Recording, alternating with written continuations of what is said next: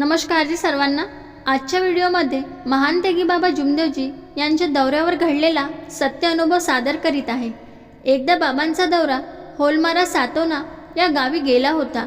बाबांसोबत भजन मंडळी आणि काही सेवक सुद्धा गेले होते। होलमारा या गावी भगवंतांच्या गुणाची चर्चा बैठक झाली आणि रात्रीला भजनाचा कार्यक्रम सुद्धा झाला। भजनाचा कार्यक्रम झाल्यानंतर सेवक झोपी गेले। दुसरा दिवस उजाडला। सेवक उठले आणि हलके व्हायसाठी गावाच्या बाहेर गेले। या सेवकांना एका ठिकाणी तुरीच्या शेंगाचे शेत दिसले। तुरीच्या शेंगा पाहून त्यांच्या तोंडाला पाणी सुटले। त्यांच्या मनात लालच निर्माण झाली। सेवकांना वाटलं, बाबा तर आपल्यासोबत आहे नाही आणि आपल्याला इथे बघायला सुद्धा येणार नाही, असा विचार सेवकांनी केला आणि दुसऱ्याच्या शेतातल्या तुरीच्या शेंगा सेवकांनी खाल्ल्या आणि खिशातही भरून घेतल्या। परंतु हे सर्व सेवक विसरले की बाबा तर तिथे येणार नाही पाहायला, परंतु आपल्यावर 24 तास लक्ष ठेवणारा परमेश्वर आहे। तुम्ही कुठेही जा, 24 तास तुमच्यावर लक्ष ठेवणारा परमेश्वर आहे। तेथून वापस आल्यानंतर जे भजनात पेटी वाजवणारे होते ते बाबांना तुरीच्या शेंगा खाताना दिसले। बाबा त्यांच्याकडे पाहून हसले आणि समजून गेले।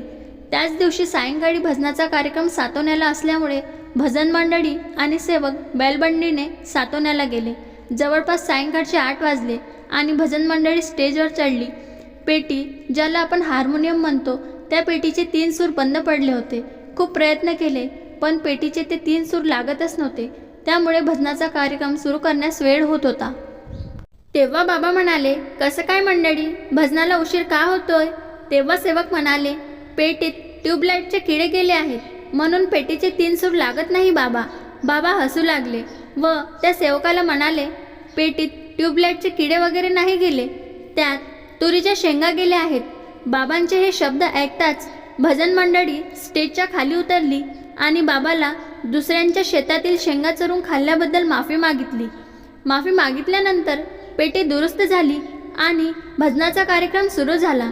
या अनुभवाच्या माध्यमातून आपल्याला शिकायला मिळते की न विचारता कोणतीही वस्तू कुठूनही तोडू नये। आपण कधी कुठे जातो तर आपल्याला आंब्याचं झाड, पेरूचं झाड दिसतात, असेच बरेच फळांचे झाडे दिसतात, तर हे फळ घरमालकाला विचारल्याशिवाय तोडू नये। जर त्या झाडाच्या मालकाने हो म्हणाले तरच तोडायचं आणि शक्य होईल तर काही पैसे सुद्धा द्यायचे। फळ नाही खाल्लं तरी चालेल, पण बाबांच्या नियमांचं उल्लंघन झालं नाही पाहिजे। आणि आपल्या हाताने कधी कोणतीही चूक झाली असेल तर ती चूक लपवून ठेवू नका, कारण चूक लपवून ठेवल्याने आपल्यावर संकट येऊ शकतात। जर तुमच्या हातून कधी कळत न कळत कोणतीही चूक झाली तर आपली चूक लक्षात आणून न लाजता परमेश्वराला माफी मागावी। नमस्कार।